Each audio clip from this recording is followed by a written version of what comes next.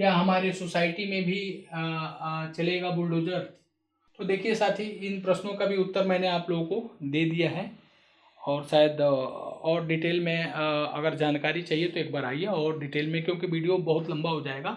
अब उसके बाद मान लीजिए कि हमारी सोसाइटी है और देखिए साथियों हम बोलते हैं कि specially for free hold plot में यदि खुशबू में रहना है तो मेरे आइए, बदबू में रहना तो कहीं और जाइए। ये बात सही है गलत है, आप सभी को हम इनवाइट करते हैं, आप हमारे यहाँ सोसाइटी में आइए, लोगों से मिलिए, लोगों से बात करिए। हमारे यहाँ जितने भी कस्टमर हैं, चाहे इन्वेस्टर हो चाहे इंडिविजुअल हो, कोई भी यदि हमारे यहाँ प्लाट लेके अगर अनहैप्पी है, दुखी है, तो भाई आप क्यों आएंगे दुखी होने के लिए? अगर सभी लोग खुश हैं तो आप मेरे यहाँ प्लाट लीजिए या निवेश करिए।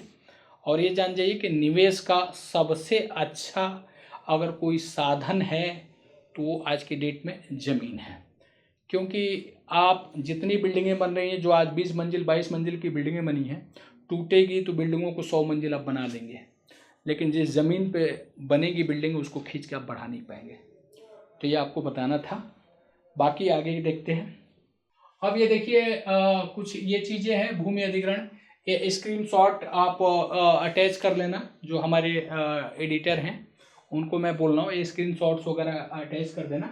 इसमें सारी चीज़ें हैं जो नेट से निकाली गई है और आपको भी मिल जाएगा पूरा डिटेल्स वगैरह में है, कैसे क्या क्या है ये चीज़ें नेट पे भी अवेलेबल है। जैसे कहते हैं ना, भूमि अधिग्रहण अधिनियम 2013 की मुख्य बातें क्या क्या चीज़ें 2013 में, और आगे भी शायद इसमें अब डिटेल में हम ये बात करेंगे, ये अटैच कर देंगे, आप लोग वीडियो पोस्ट करके और आप लोग इसको देख सकते हैं, मतलब इसके बारे में देख सकते हैं। और ज़्यादा जानकारी होगी तो आप हमारी टीम से संपर्क कर सकते हैं, आपको लिंक भेज देंगे, आप पूरा डिटेल में जाके देख के पढ़ सकते हैं, समझ सकते हैं।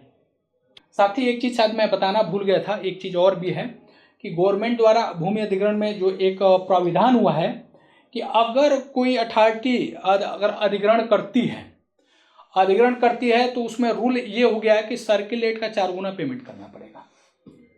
अगर शहरी जमीन है तो सर्किल रेट का 2 गुना करना, क्योंकि ग्रामीण अंचल की ज़मीनों का सर्किल रेट कम होता है, शहरी का ज़्यादा होता है, बहुत ज़्यादा होता है, इसलिए ये चीज़ है।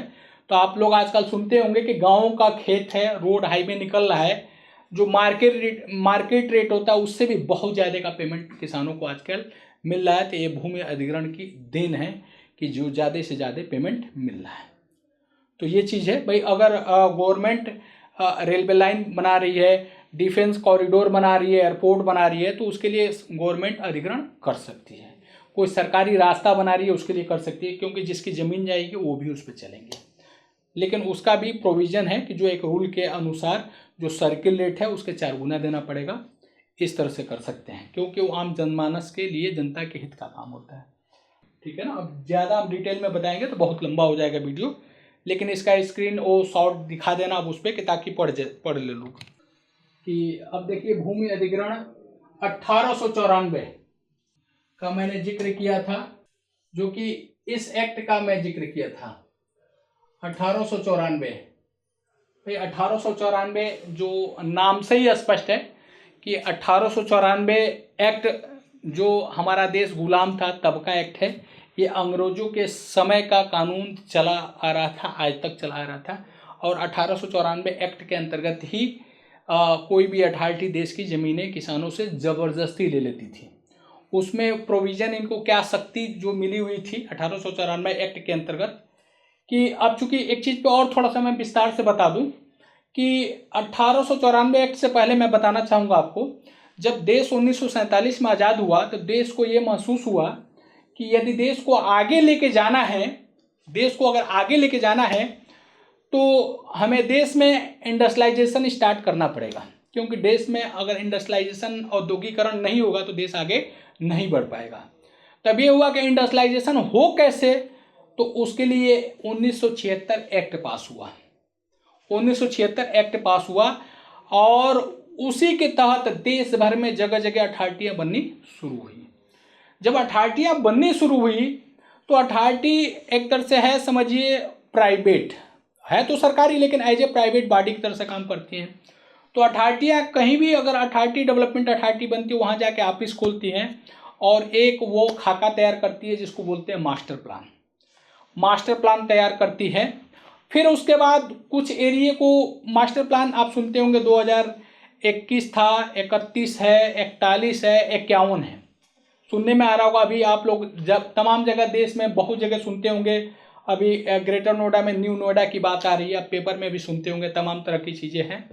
तो ये नोटिफाइड करती थी भाई इन जमीनों के है, उसमें धारा 4 लगता था, धारा 6 लगता था, फिर धारा 10 लगता है। धारा 10 का नोटिस आज भी जाता है कि भाई इस पे वो भी नोटिस मेरे पास ऑलरेडी है। अब जब आप आएंगे तो नोटिस भी हम आपको दिखाएंगे कि उसका धारा 10 का नोटिस क्या होता है और उसका क्या मतलब होता है, प्रोविजन। तो 1894 एक्ट था, जो ये एक्ट ऐसा था कि कोई किसान अगर बोलता था कि हम अपनी ज़मीन नहीं देंगे, तब भी कोई भी देश की अथॉरिटी क्या करती थी, उस किसान के ज़मीन का जितना पैसा होता था वो ट्रेजरी में जमा कर देता था। ट्रेजरी में जमा कर देने के बाद अब किसान के पास मात्र 2 ऑप्शन है। पहला ऑप्शन ये है कि वो जाके कोर्ट में केस करे, केस लड़े कि भाई देखिए हम भूमिहीन हैं, या कोई ना कोई तो अपना एक्सक्यूज रखेगा ना, अपनी बात तो रखेगा ना कोर्ट के सामने कि किस वजह से आप जमीन नहीं देना चाहते। लेकिन 1894 और 1976 एक्ट जो था, अथॉरिटी को अधिकार ये देता था कि औद्योगिक विकास के लिए यानी देश के विकास के लिए जमीन जरूरी है। तो आप जाके वहाँ पे फाइट ये करेंगे कोर्ट में कि भाई हम भूमिहीन हैं, हमारे 4 बच्चे हैं, बस इतना ही जमीन है हमारे पास, तो आगे मकान बनाने के लिए हमारे पास कोई ना कोई एक आधार बना के लड़ते थे। तो इस कंडीशन में 90% चांसेज होते थे कि अथॉरिटी केस जीत जाती थी, मात्र 10% ही चांसेज ऐसे थे कि जिसमें किसान जीत पाते थे। ऐसा नहीं कि बहुत सारे अपवाद है, किसानों ने भी जीता है। उसके बाद कुछ और भी चीज़ें होंगी, जैसे 143 है, 143 पे भी अलग से मैं बात करूँगा क्या चीज़ है, उसका क्या चीज़ है, उसके कैसे होता था, क्या होता था।